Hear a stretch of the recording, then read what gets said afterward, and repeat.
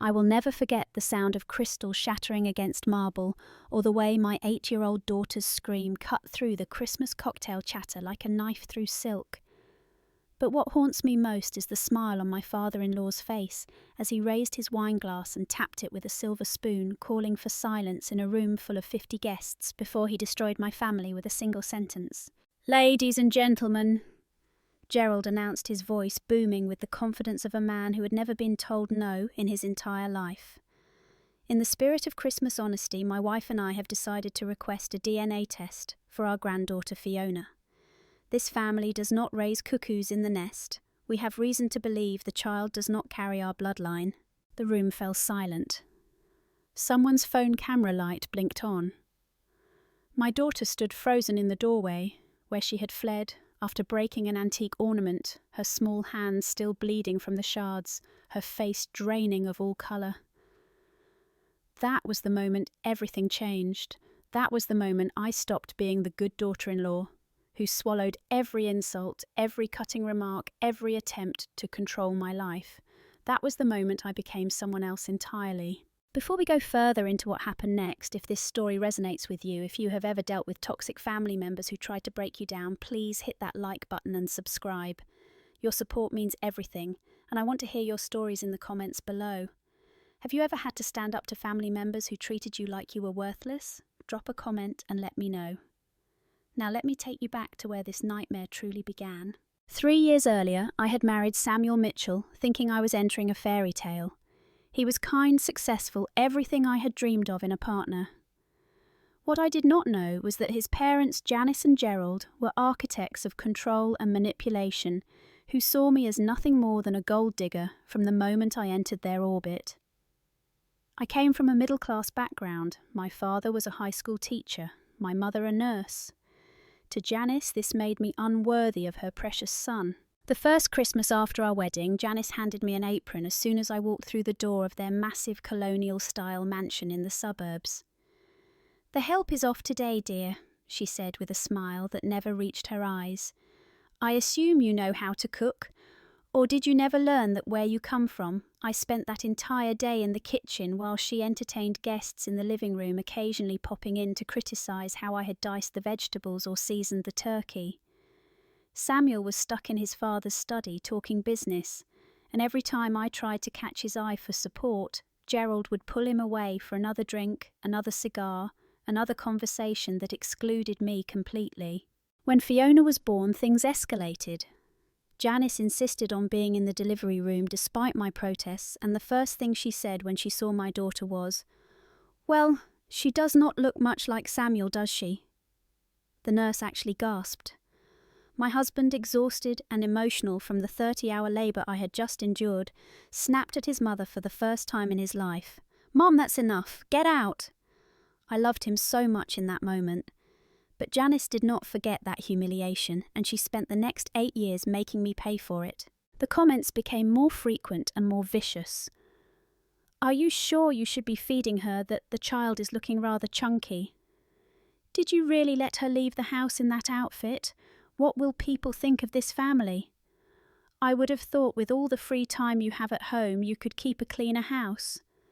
The thing about emotional abuse from in-laws is that it is designed to be just subtle enough that when you complain, you sound paranoid or oversensitive.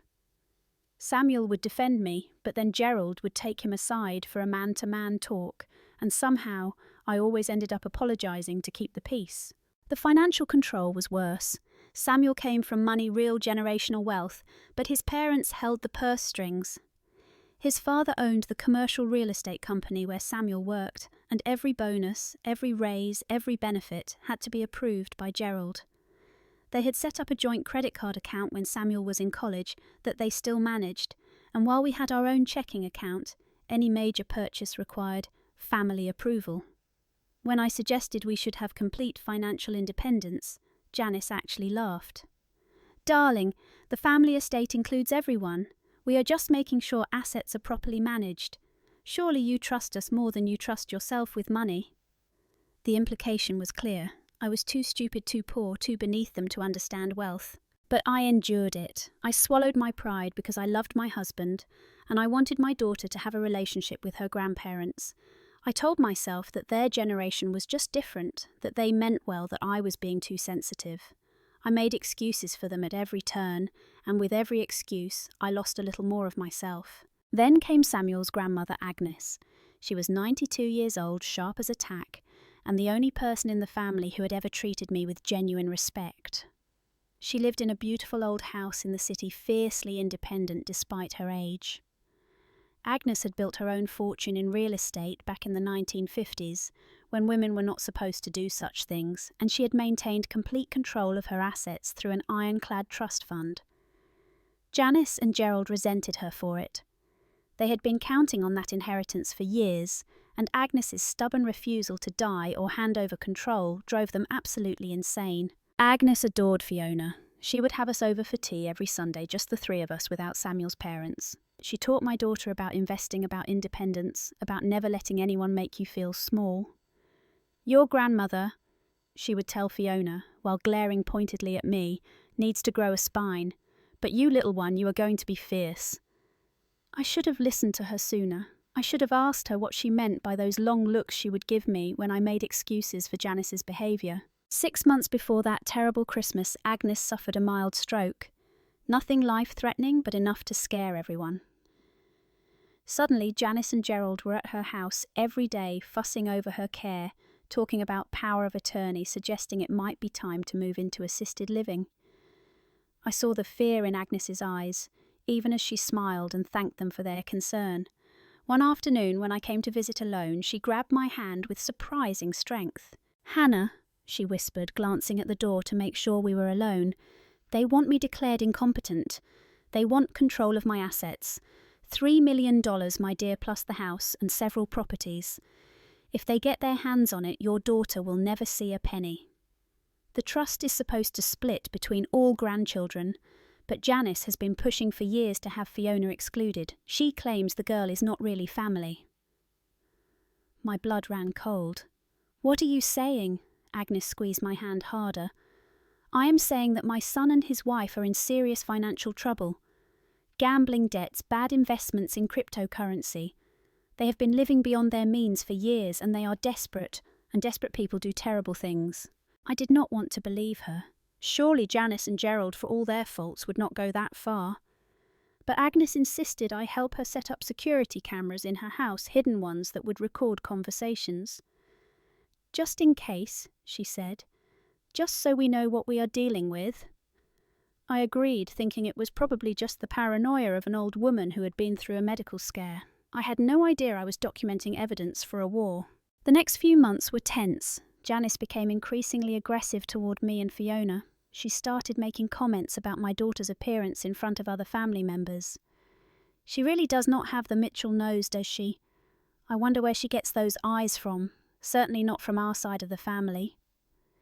Samuel would shut her down every time, but the seed of doubt was planted, and I could see it spreading through the extended family like a disease.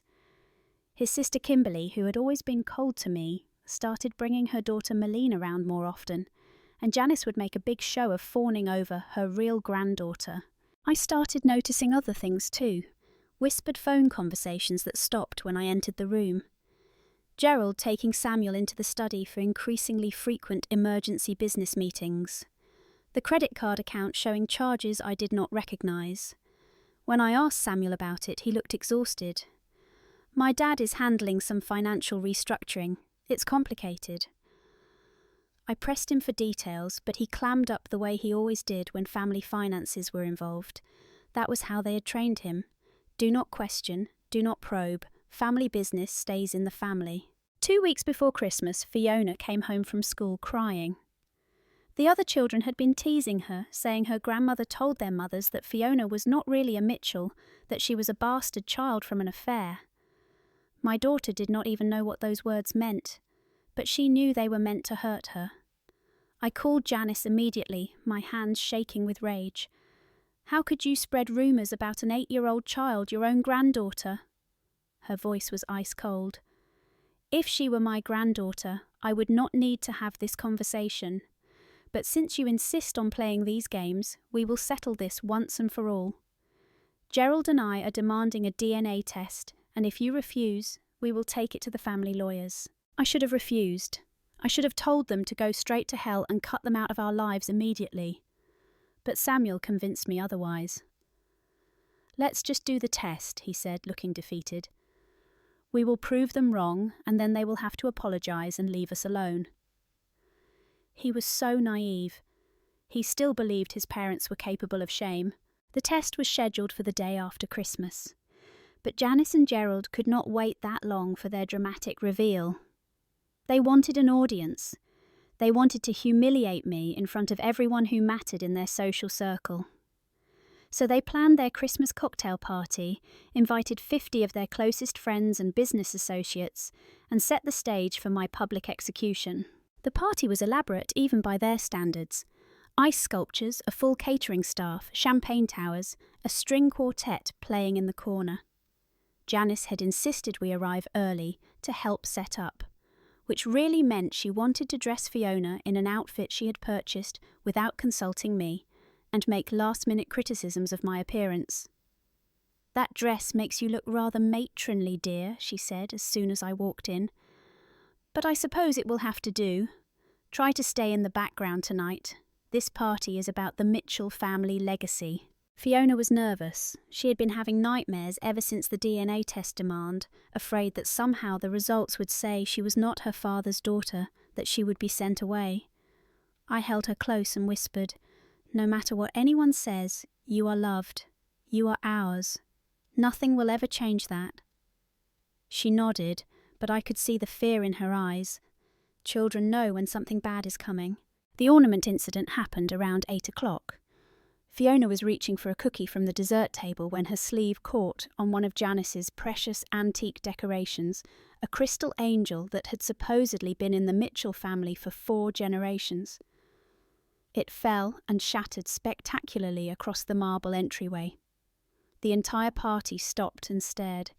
Janice descended on my daughter like a fury from hell. "You clumsy little brat! Do you have any idea what that was worth? This is exactly why children like you do not belong in civilized homes. You have no breeding, no class, no education in how to behave." I started toward them, but Samuel got there first. "Mom, it was an accident. She is 8 years old." Janice whirled on him, her face twisted with rage, and for the first time I saw the mask fully drop. "An accident. Everything about that child is an accident, a mistake that has cost this family dearly." The room was completely silent now. Everyone watching, with the horrified fascination of people who know they are about to witness something terrible. That is when Gerald made his move. He tapped his glass for attention, and I felt my stomach drop, because I just knew, that whatever he was about to say would destroy everything.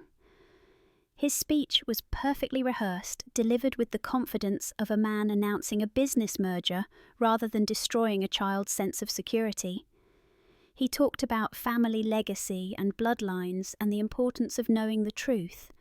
He made it sound reasonable, even necessary, and when he delivered the final blow about the DNA test, about their suspicions, half the room nodded along as if he were making perfect sense. People started pulling out their phones. I could see the videos starting, the texts being sent, the social media posts being crafted in real time. This was not just about humiliating me. This was about creating a narrative that would spread through their entire social network, painting me as an unfaithful wife and Fiona as an illegitimate burden. This was about controlling the story before the truth could even come out. Fiona ran. She just ran, pushing through the crowd of guests in her fancy dress that Janice had picked out, leaving a trail of whispered speculation behind her. Samuel tried to go after her, but Gerald blocked his path, placing a heavy hand on his son's shoulder. "Let her go. We need to discuss this as a family. The adults need to have an adult conversation." I saw red. For 8 years I had been the good daughter-in-law. I had swallowed every insult, accepted every boundary violation, sacrificed my dignity over and over again for the sake of family peace. But watching that man try to stop my husband from comforting our sobbing daughter, seeing Janice's triumphant smirk as she surveyed the chaos she had created, something inside me finally snapped. I walked straight up to Gerald and slapped him across the face so hard that his head jerked to the side. The sound echoed through the silent room like a gunshot. "You will regret this moment for the rest of your miserable life," I said, my voice deadly calm despite the rage coursing through my veins. Then I turned to the crowd of stunned guests. "Feel free to record this too. Make sure you get a good angle.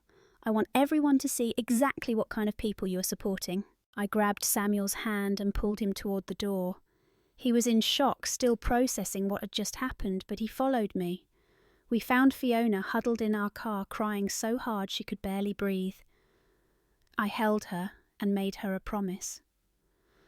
"Baby, I am going to fix this. I am going to protect you. And those people in there are never going to hurt you again." She looked up at me with her father's eyes, Samuel's eyes, the eyes that any idiot could see marked her as a Mitchell, and whispered, "I do not want to be their family anymore." "You do not have to be," I told her. "We are going to make our own family now." We drove home in silence. Samuel kept glancing at me like he did not recognise the woman who had slapped his father in front of 50 witnesses. When we finally got inside after putting Fiona to bed with her favourite stuffed animal and a nightlight on, he turned to me with an expression I had never seen before. "What just happened back there?" I was exhausted, emotionally drained, but also somehow more clear-headed than I had been in years. What happened is that I finally stopped letting them destroy us. What happened is that I chose our daughter over their approval. What happened is that I am done, Samuel. Completely done.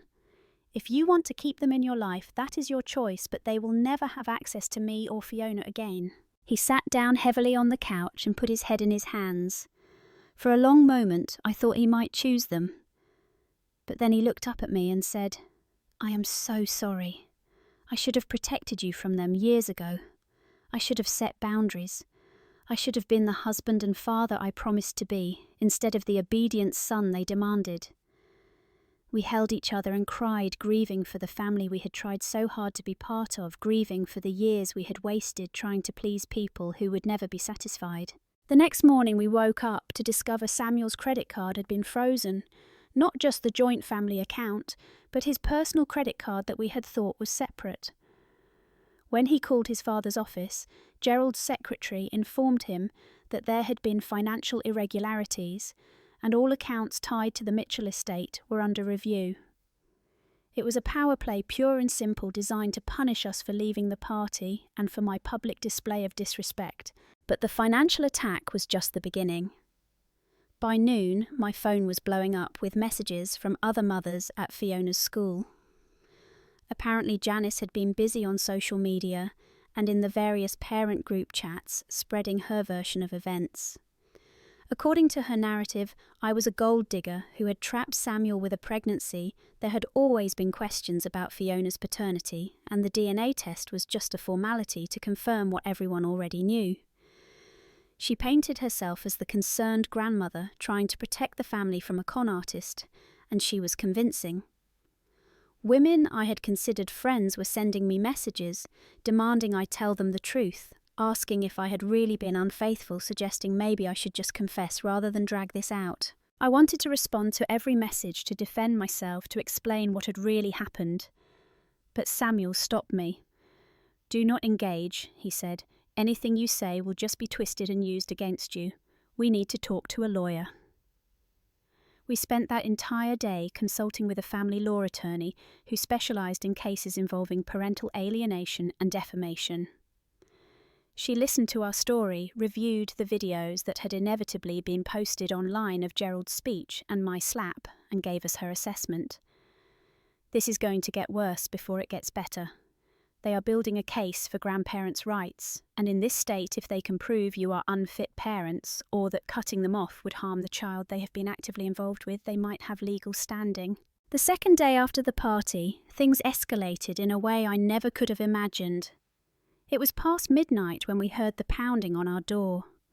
Samuel and I both jumped out of bed, and my first terrified thought was that something had happened to Agnes. But when I opened the door, I found 2 police officers and a woman in a pantsuit holding an official-looking badge. Hannah Mitchell, Samuel Mitchell. We are with Child Protective Services. We have received a report of child abuse and neglect at this residence. We need to inspect the home and speak with your daughter. My mind went blank with terror. What? Who reported us? This is insane! The CPS worker. Her face professionally neutral, consulted her tablet. The report was filed anonymously, but it contains specific allegations of physical abuse, food deprivation, and unsafe living conditions. We are required by law to investigate all such reports. May we come in? Samuel looked like he might have a stroke. Absolutely not. This is harassment. We have never touched our daughter in anger in her entire life. That is when I realised what Janice and Gerald had done. They could not control us through money anymore, and they were losing the social media battle as more nuanced versions of the Christmas party incident started circulating online. So they had deployed the nuclear option, the one weapon that could actually get Fiona taken away from us. In America, a CPS report is taken seriously no matter how baseless it might seem, and the investigation process itself is traumatic even when you are eventually cleared. It was psychological warfare at its finest. The officers insisted on entering, and we had no choice but to comply. They went through every room of our house while Fiona watched from her bedroom doorway, tears streaming down her face.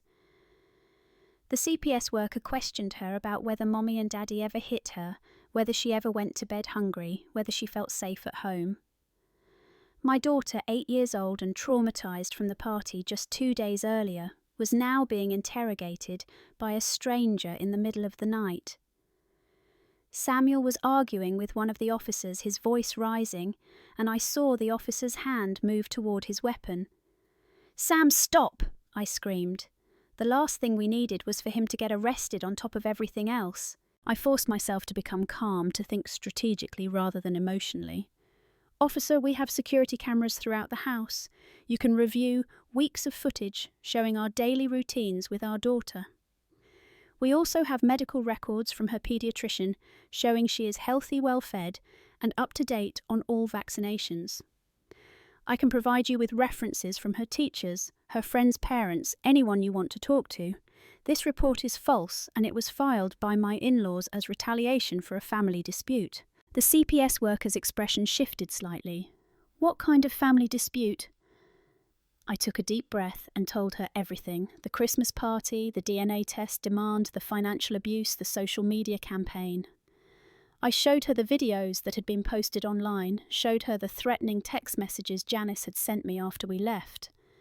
I showed her Agnes's security camera footage, which I had downloaded to my phone just days earlier, showing Gerald and Janice discussing how to get control of the situation by any means necessary. It was not explicit enough to be proof of wrongdoing, but it was enough to establish a pattern of behaviour. By 3 a.m, the authorities finally left. They had found nothing, of course, because there was nothing to find. But the damage had been done.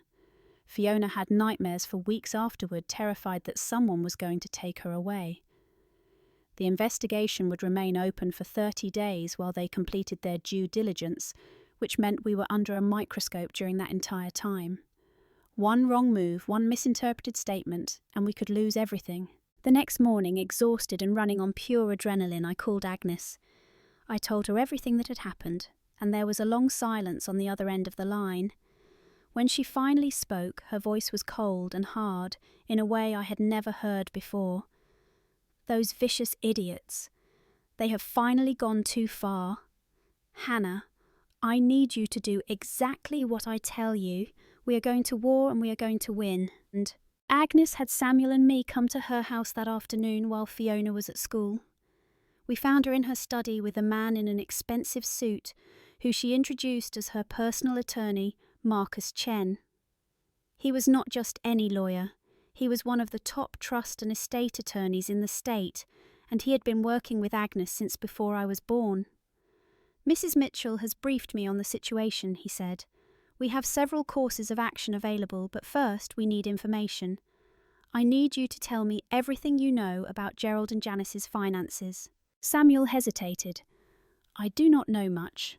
My father has always kept that stuff close to the vest. but I remembered what Agnes had told me months earlier about gambling debts and bad investments. Agnes said they were in financial trouble. Cryptocurrency losses, gambling. Marcus nodded slowly. With your permission, I can have a forensic accountant go through their financial records. But I need a legal justification for that level of scrutiny. That is when Agnes dropped her bombshell. The house they live in is not actually theirs. It is held in a trust that I control. They think it is theirs because they have been living there for 25 years, but technically I can revoke their tenancy at any time. The same is true for several other assets they believe they own. I stared at her. You have been letting them live there all this time knowing you could take it away. Agnes smiled grimly. I wanted to see if they would prove themselves worthy of inheriting my estate. They failed spectacularly, but more importantly, their position as trustees gave them certain fiduciary responsibilities. If I can prove they have been mismanaging trust assets, I can have them removed and potentially go after them for damages. Marcus, start the forensic audit. I want to know every dollar they have spent, lost or hidden in the last 5 years. Over the next 48 hours, we prepared for battle. Marcus's team worked around the clock, and what they found was worse than we had imagined. Gerald and Janice had been systematically draining the family trust for years using business accounts to fund a lifestyle they could no longer afford. They had lost over $2 million in cryptocurrency, speculation, had gambling debts at 3 different casinos totaling $400,000, and had been taking out loans against properties that were not technically theirs to leverage. They were teetering on the edge of bankruptcy, and Agnes's $3 million estate was the only thing that could save them. But there was a problem. Under the current trust structure, if Agnes died or was declared incompetent, Gerald and Janice would take control as co-trustees until distribution to the grandchildren. They could potentially drain the remaining assets before anyone could stop them. And with Fiona cut out of the will, as they had been pushing for, the entire estate would go to Kimberly's daughter Malene. It was a perfect crime except for one thing. Agnes was not dead, not incompetent, and now she was angry. We need to revoke the trust completely and create a new one, Marcus advised, but that is going to take time, and given their current level of desperation, I am concerned about what they might try before we can complete the legal process. That is when things took another dark turn. On the 3rd day after the CPS incident, Samuel went to pick up Fiona from school, and she was not there. The administrator told him that his parents had already picked her up an hour earlier, claiming there was a family emergency. They had showed their identification. They were on the approved pickup list from years earlier that we had never thought to update, and the school had released Fiona to them without calling us first. I have never experienced panic like I felt in that moment. Samuel was on the phone with the school shouting at them about their incompetence while I was already in the car heading toward his parents' house. Every horrible possibility ran through my mind. What if they were taking her out of state? What if they were trying to establish some kind of custodial claim? What if they hurt her? I called 911 as I drove, trying to explain the situation to a dispatcher who clearly thought this was just a messy family dispute rather than an actual emergency. When I pulled up to the house, Samuel was right behind me in his own car. We ran to the front door together and found it locked. I could hear voices inside, and one of them was Fiona's, high-pitched and scared. Samuel did not hesitate. He threw his shoulder against the door once, twice, and on the 3rd impact the frame splintered and we were inside. The scene that greeted us was worse than I had imagined. Fiona was in the living room surrounded by Janice, Gerald and Kimberly. The room had been transformed into some kind of bizarre shrine to the Mitchell family, with photos covering every surface, historical documents spread across the coffee table. Gerald had a video camera set up on a tripod. In front of Fiona was a piece of paper and a pen, and Janice was leaning over her, speaking in that sickeningly sweet voice she used when she wanted something. Now, darling, just write what Grandma told you to write. I want to live with Grandma and Grandpa because Mummy and Daddy are mean to me. Can you write that for Grandma? Fiona was crying, her small hand shaking as she held the pen. But that is not true. I want to go home. Where is my mum? That is when she saw us. Daddy, Mummy. She tried to run to us, but Janice grabbed her arm hard enough to leave marks. "Sit down, young lady. We are not done here." Everything that happened next seemed to occur in slow motion. Samuel lunged forward and Gerald stepped into his path, pulling a baseball bat from behind the couch. "You need to calm down, son. We are just having a conversation with our granddaughter about her future." He swung the bat in a threatening arc, and I heard Samuel curse. Kimberly was filming everything on her phone, probably thinking she was documenting proof that we were the violent ones. I did not think, I just acted. I pulled the canister of pepper spray from my purse, the one I had started carrying after the CPS incident, made me realise how far they would go, and I sprayed Gerald directly in the face. He dropped the bat and fell backward, screaming and clawing at his eyes. Janice shrieked and ran toward me, her perfectly manicured nails aimed at my face, and I sprayed her too.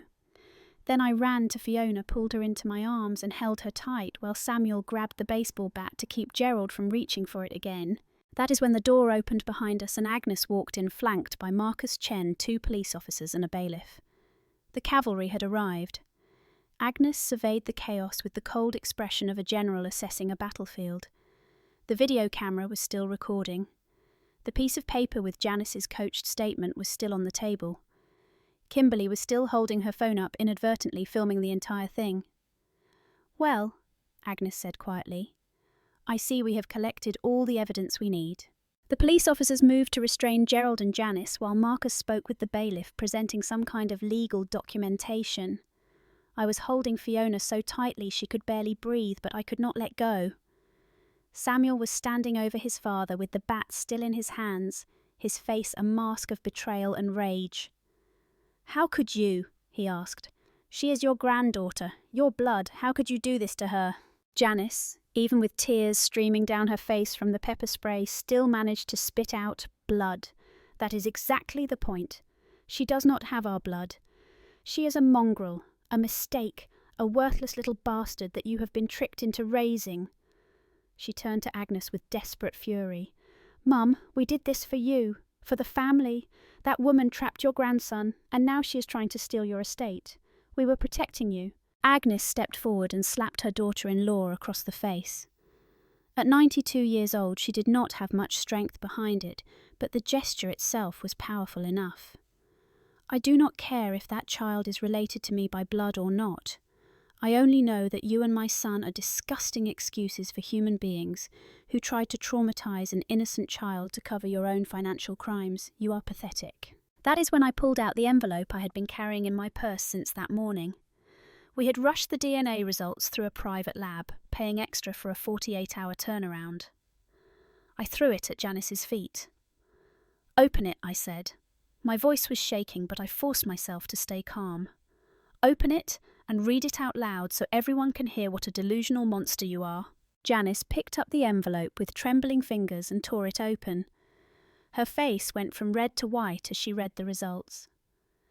"Probability of paternity 99.9999%, she whispered. Then louder, her voice breaking, "This has to be fake. You faked this somehow." Marcus stepped forward and handed her another envelope. "That is the result from the lab you and your husband selected. We had them rush it as well. Same results. Fiona Mitchell is unquestionably the biological child of Samuel Mitchell." The room fell silent except for the sound of Fiona's quiet crying against my shoulder. Gerald, still rubbing his eyes from the pepper spray, looked genuinely shocked. "But the shape of her face, the colouring, she does not look like our family." Samuel's voice was cold as ice. "She looks like Hannah's side. She has my eyes and my smile if you had ever bothered to really look at her. But you were so convinced she was not ours that you saw what you wanted to see. You almost destroyed our family over your own paranoid fantasies and your desperate need for money." The legal fallout was swift and brutal. Marcus had already prepared emergency motions based on the evidence we had been collecting for weeks. The security camera footage from Agnes's house showing Gerald and Janice discussing their plan to manipulate the estate. The financial records showing their mismanagement and theft. The video we had just inadvertently captured showing them attempting to coerce a minor into making false statements. the medical report documenting the bruises on Fiona's arm where Janice had grabbed her. It was an airtight case. Within 72 hours, Agnes had executed a complete overhaul of her estate plan. The old trust was dissolved, and a new, irrevocable trust was created with Samuel and me as co-trustees. Fiona was named as the primary beneficiary. Gerald and Janice were removed from all positions of authority and cut out of the inheritance entirely. But Agnes did not stop there. She discovered that the house they had been living in for 25 years was legally hers to reclaim. She filed for immediate eviction. The eviction hearing was a spectacle. Janice and Gerald showed up with a lawyer they clearly could not afford, arguing that they had a right to the property after all these years. Marcus Chen systematically destroyed every one of their arguments, presenting evidence of financial malfeasance, attempted grandparent alienation, and the fake CPS report that he had traced back to a burner phone registered to one of their friends. The judge was not sympathetic. "In all my years on the bench," she said, "I have rarely seen such a calculated campaign of harassment against family members, particularly a young child. Your eviction is granted. You have 24 hours to vacate the premises." Watching them pack up their belongings under police supervision was surreal. Samuel stood next to me in the driveway, his face expressionless, as his parents loaded boxes into a rental truck. They had lost everything. The house, the cars that were actually leased through the trust, the country club membership, the social standing in their community. Word had spread about what they had done, and their friends had abandoned them almost overnight. No one wanted to be associated with people who had falsely reported child abuse and tried to steal from a 92-year-old woman. Janice tried one last time to speak to Samuel as they were loading the last of their belongings. "Son, please, we made mistakes, but we are still your parents. Do not let that woman turn you against your own blood." Samuel looked at her for a long moment, and I could see the grief in his eyes for the parents he had thought he had, the family he had wanted to believe in. But when he spoke, his voice was firm. "You stopped being my parents the moment you terrorized my daughter. I do not have room in my life for people who would hurt a child to feed their own greed. Do not contact us again." Kimberly's fate was almost as severe. Agnes cut off all financial support, which meant Kimberly had to actually get a job for the first time in her adult life. Her husband divorced her within 6 months, and she lost custody of Malene when it came out that she had been part of the plot to falsify evidence against us. The last I heard, she was working retail and living in a studio apartment, a far cry from the luxury lifestyle she had been accustomed to. The transformation in Fiona was remarkable.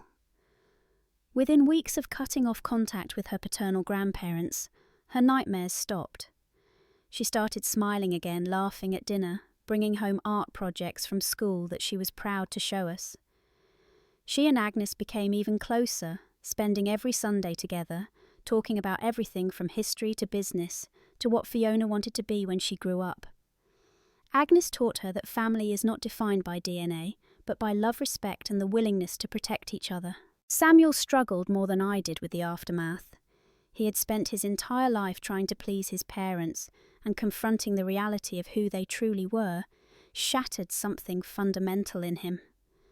We went to therapy together, both as a couple and individually. He had to grieve for the parents he had never really had, and learn to build his identity as something separate from the Mitchell family legacy. It was painful, but it was also necessary. He became a better father, a better husband, and a better man once he stopped trying to live up to their impossible and toxic standards. As for me, I found a strength I did not know I had. For years, I had defined myself through the lens of others' expectations. I was the good daughter-in-law, the accommodating wife, the mother who tried to keep the peace at all costs. But standing up to Janice and Gerald, protecting my daughter, slapping a man twice my size in front of a crowd of witnesses, it awakened something fierce inside me. I started therapy to deal with the years of emotional abuse I had normalized, and I learned about setting boundaries, about recognizing manipulation, about understanding that kindness does not mean accepting mistreatment. Agnes passed away peacefully in her sleep 2 years later, at the age of 94. She left behind a legacy of independence and strength, and a trust fund that would ensure Fiona's future, no matter what happened. Her funeral was small and intimate, just Samuel. Fiona, me, and a handful of her closest friends. Janice and Gerald tried to show up, but security turned them away at the door. Agnes had specifically written in her funeral plans that they were not welcome. Now, 3 years after that terrible Christmas party, we are rebuilding our lives. We moved into a new house in a different neighbourhood, away from the judgmental stares and the whispered gossip. Samuel left his father's company and started his own business, something he had been too afraid to do while still under Gerald's control. It has been hard work, but it is his, and that makes all the difference.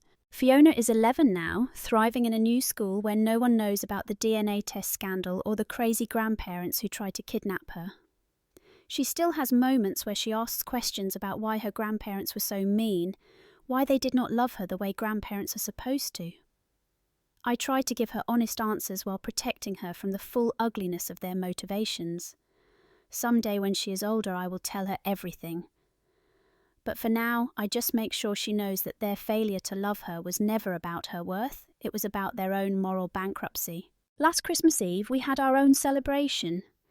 Just the 4 of us, Samuel, Fiona, me, and the memory of Agnes that we carried with us. We made cookies and watched movies and opened presents by the tree. My phone rang late in the evening, a number I did not recognise. I answered it out of curiosity and heard Janice's voice, older and more broken than I remembered. "Hannah," she said softly. "It is Christmas. Family should be together at Christmas. We are staying at a motel off the highway, and we do not have anywhere else to go. Could you please, just for tonight, could we see Fiona? I know we made mistakes, but surely after all this time..." I looked across the room at my daughter, safe and happy, building a gingerbread house with her father. I thought about all the years I had spent trying to earn this woman's approval, all the insults I had swallowed, all the compromises I had made. I thought about that little girl crying in a police interrogation at midnight because this woman had weaponized Child Protective Services against her own family. And I felt nothing but peace with what I was about to say. "Janice," I replied, my voice calm and clear. "You had a granddaughter who wanted nothing more than to be loved by you, and you destroyed that relationship because of your own greed and prejudice. You terrorized a child to satisfy your own ego. You have made your choices, and now you get to live with the consequences. Do not call this number again. Merry Christmas." I hung up the phone and dropped it into my wine glass, watching it sink to the bottom like a stone. Samuel looked up from the gingerbread house, and our eyes met. He smiled that genuine smile I had fallen in love with all those years ago, and mouthed the words, "I love you." Fiona called out asking me to come help her with the roof, and I went to join my family, my real family, the one we had built from love rather than obligation. The screen fades to black, and what remains is a lesson I learned too late, but not too late to matter. You cannot force people to value you. You cannot love someone into being a decent human being. You cannot sacrifice yourself endlessly in the hope that someday they will appreciate what you have given up. All you can do is protect the people who genuinely love you, set boundaries with those who do not, and build a life that reflects your worth rather than their limitations. Some people will try to break you to make themselves feel powerful. They will use family loyalty as a weapon tradition, as a chain, an obligation, as a prison. But you always have a choice, even when it feels like you do not. You can choose to walk away. You can choose to fight back. You can choose to build something better than what they tried to trap you in. What would you do if your family tried to destroy you to save themselves? Have you ever had to cut off toxic relatives, even knowing it would cost you other relationships? Drop your story in the comments below. And if this story resonated with you, if you have been that person trying to please people who will never be satisfied, hit that like button and subscribe. You are not alone in this fight, and sometimes we all need to hear that standing up for yourself is not selfish, it is survival. Tell me your thoughts, share your experiences, and let's build a community of people who refuse to be broken by those who should have loved them. You deserve better. We all do.